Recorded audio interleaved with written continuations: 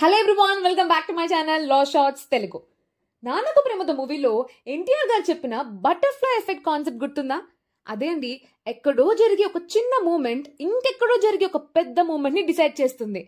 Exactly అలాగే 1917 ఇయర్లో బీహార్లో ఇండియన్ ఎక్స్ప్రెస్ న్యూస్ పేపర్ ఒక ఆర్టికల్ ని పబ్లిష్ చేసింది. ఆ చిన్న ఆర్టికల్ ఒక పెద్ద రెవల్యూషన్ ని సృష్టించింది. ఇంతకీ ఆ న్యూస్ పేపర్ లో ఉన్న ఆర్టికల్ దేని గురించో తెలుసా? అండర్ ట్రయల్ ప్రిజనర్స్ గురించి. అంటే సాధారణంగా ఒక మనిషి పైన ఏదైనా ఆరోపణ వస్తే ముందు దాన్ని విచారణ జరిపి అది నిజమా కాదా డిసైడ్ చేసి నిజమే అనిపిస్తే శిక్ష వేసి పంపిస్తారు. ఆ శిక్షాకాలం పూర్తయిన తర్వాత జైలు నుంచి ఆ మనిషి బయటకు వెళ్తాడు కదా. కానీ ఆ విచారణ అనేది అసలు ఎప్పటికీ పూర్తవ్వకపోతే ఎన్ని సంవత్సరాలు జైల్లో ఉంటారు? దీని గురించే ఆ ఆర్టికల్ అన్నమాట. బీహార్ లో కొంతమంది ఎన్ని సంవత్సరాలు విచారణ పేరుతో జైల్లో ఉన్నారంటే, ఒకవేళ విచారణ అయిపోయి శిక్ష కనుక పడుంటుంటే ఆ శిక్షాకాలం కూడా పూర్తి చేసి వాళ్ళు బయటికి వెళ్ళి ఉండొచ్చు. అంతకాలం కేవలం విచారణ పేరుతోనే బీహార్ లో జైల్లో ఉన్నారంట. అంటే ఫర్ ఎగ్జాంపుల్, ఒక పర్సన్ పైన దొంగతనం ఆరోపించి జైల్లో వేశారనుకోండి, దానికి శిక్ష ఒక 3 ఏళ్ళు అనుకుంటే అతను 10 సంవత్సరాల నుంచి విచారణ పేరుతో జైల్లో ఉన్నాడంట. ఆ విచారణ ఎప్పుడు పూర్తవ్వాలి, దానికి శిక్ష ఎప్పుడు పడాలి, ఆ శిక్షను ఎప్పుడు పూర్తి చేసుకుని బయటకు వెళ్ళాలి, ఇలా ఒకళ్ళు ఇద్దరు కాదు కొన్ని వేల మంది కేవలం విచారణ పేరుతో జైల్లో ఉన్నారంట. వీళ్ళనే అండర్ ట్రయల్ ప్రిజనర్స్ అంటారు. ఇక్కడ ట్రయల్ అంటే విచారణే. సో దీని గురించి ఎక్స్ప్లెయిన్ చేస్తూ ఒక ఆర్టికల్ ని పబ్లిష్ చేశారు కదా. ఇలా పబ్లిష్ అయిన ఈ ఆర్టికల్ ని అడ్వకేట్ కపిలా హింగోరా అని చదివారు. దానికి ఒక సొల్యూషన్ ని తీసుకురావాలి అనుకున్నారు. దానికోసమే ఒక రిట్ ఫైల్ చేశారు. ఆర్టికల్ 32 కింద సుప్రీం కోర్టులో హెబియస్ కార్పస్ అనే ఒక రిట్ ని ఫైల్ చేశారు. ఈ రిట్ అంటే ఏంటి, హెబియస్ కార్పస్ రిట్ అంటే ఏంటి, ఇలాంటివి తెలుసుకోవాలి అనుకుంటే రియల్ లైఫ్ ఎగ్జాంపుల్స్ తో సహా నేను నా ప్రీవియస్ వీడియోలో క్లియర్ గా ఎక్స్ప్లెయిన్ చేశాను. ఒకసారి ఆ వీడియోని చూడండి, లింక్ డిస్క్రిప్షన్ లో పెడతాను. So back to the topic. Writ అయితే ఫైల్ చేశారు కపిలా గారు. కానీ ఇక్కడ ఒక క్వశ్చన్ వచ్చింది. అదే లోకస్ స్టాండీ గురించి. లోకస్ స్టాండీ అంటే ఎవరైతే ప్రాబ్లం ఫేస్ చేస్తున్నారో వాళ్ళే కేసు ఫైల్ చేయాలి అని ఒక రూల్ అన్నమాట. అంటే ఇక్కడ లెక్క ప్రకారం ప్రాబ్లం ఫేస్ చేస్తుంది ఖైదీలు కదా, ఆ ఖైదీల్లో ఎవరైనా కేసు ఫైల్ చేయాలి. కానీ ఇక్కడ అడ్వకేట్ కపిలా గారు రిట్ ఫైల్ చేశారు. అలా ఫైల్ చేయొచ్చా అనేది ఒక పెద్ద క్వశ్చన్ అయింది. ఎందుకంటే it is against the principle of locus standi rule కదా. అప్పుడే జస్టిస్ పిఎన్ భగవతి గారు ఈ కేసుని వింటున్న జడ్జ్ అన్నమాట. ఆయన ఏం చెప్పారంటే, పిఐఎల్ గా ఈ రిట్ ని మేము ట్రీట్ చేస్తామన్నారు. పిఐఎల్ అంటే పబ్లిక్ ఇంట్రెస్ట్ లిటిగేషన్. ఈ పిఐఎల్ అనే కాన్సెప్ట్ అప్పటిదాకా ఎవరికి అసలు పెద్దగా ఐడియానే లేదు. జస్ట్ పిఎన్ భగవతి గారే ఇంతకు ముందు జరిగిన, అంటే ఈ కేసుకి ముందు జరిగిన కొన్ని కేసెస్ లో దీని గురించి ప్రస్తావించారనమాట. అంతేకాని అంతకు మించి ఈ పిఐఎల్ అంటే ఏంటి, దీన్ని ఎలా యూజ్ చేస్తారు అన్న విషయాలు ఏవి ఎవరికీ ఐడియా లేదు.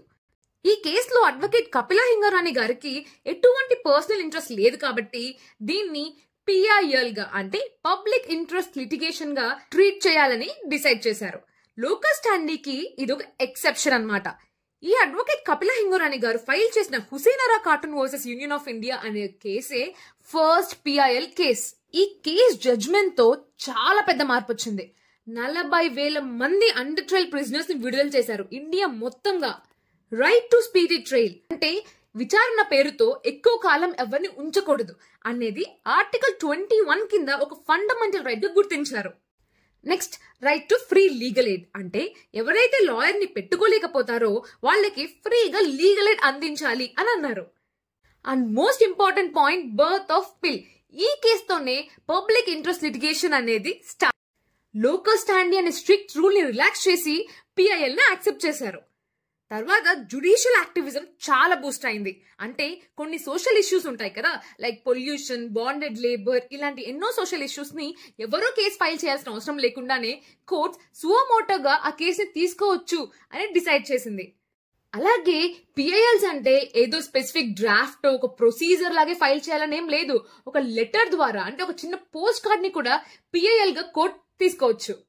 విచారణ పేరుతో కొన్ని సంవత్సరాల నుంచి మగ్గిపోతున్న ఖైదీలను విడుదల చేయడానికి మొదలైన ఎంతో మార్పు తీసుకొచ్చింది. మన దేశంలోనే మొట్టమొదటి పిఐఎల్ ఈ హుసేనరా కార్టూన్ కేసే.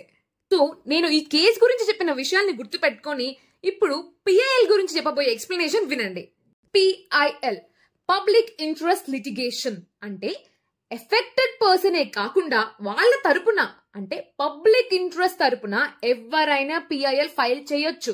ఫర్ ఎగ్జాంపుల్ పొల్యూషన్ గురించి లేదా బాండెడ్ లేబర్ గురించి లేదా ఉమెన్ మీద జరిగే అట్రాసిటీస్ ఇలా సోషల్ గా ఎఫెక్ట్ అయ్యే ఏ విషయం గురించి అయినా ఎవరైనా పిఐఎల్ ఫైల్ చేయొచ్చు. ఈ కేసు తర్వాత జస్టిస్ పిఎన్ భగవతి గారిని ఫాదర్ ఆఫ్ ద పిల్లని, అడ్వకేట్ పుష్ప కపిల హింగోరాని గారిని మదర్ ఆఫ్ ద పిల్ల, ఈ కేసు లాగే చాలా విషయాలు పిఐఎల్ గా ఫైల్ కాబడి ఎన్నో మార్పులు సృష్టించాయి. అవి చిన్న చిన్న కేసెస్ కాదండి. మనం ఇప్పుడు డైలీ లైఫ్ లో ఎంతో ప్రశాంతంగా ఉండగలుగుతున్నామంటే ఈ రూల్స్ అన్ని ఒకప్పుడు పిఐఎల్ ఎవరో ఒకరు ఫైల్ చేయడం వల్ల క్రియేట్ అయినవే. Like for example MC Mehta versus union of India అనే ఒక కేసు, గంగా పొల్యూషన్ కేసు గురించి.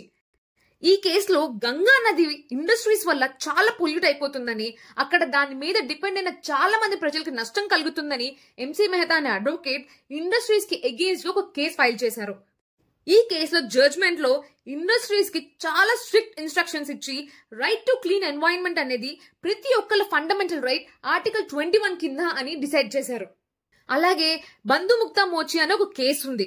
ఈ కేసులో ప్రాపర్ వేజెస్ ఇవ్వకుండా అంటే ప్రాపర్ గా డబ్బులు ఇవ్వకుండా ఇష్టం వచ్చినట్టుగా క్వారీస్ లో పని చేయించుకుంటున్నారంట.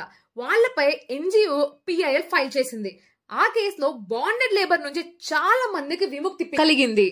అంతేకాదు పబ్లిక్ ప్లేస్ లో స్మోకింగ్ బ్యాన్ చేయడం, వర్క్ ప్లేసెస్ లో ఉమెన్ కి ప్రొటెక్షన్ గా ఇందాక నేను చెప్పినట్టుగా పాష్ యాక్ట్, అలాగే పొల్యూషన్ తగ్గించడం కోసం సిఎన్జి బస్సెస్ వాడకం, ఈ మార్పులన్నీ కూడా ఎవరో ఒకరు ఫైల్ చేసిన పిఐఎల్ వల్లనే.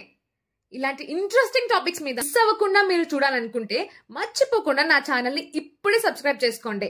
ఈ వీడియో నచ్చితే లైక్ చేయండి, షేర్ చేయండి. Thank you so much for watching.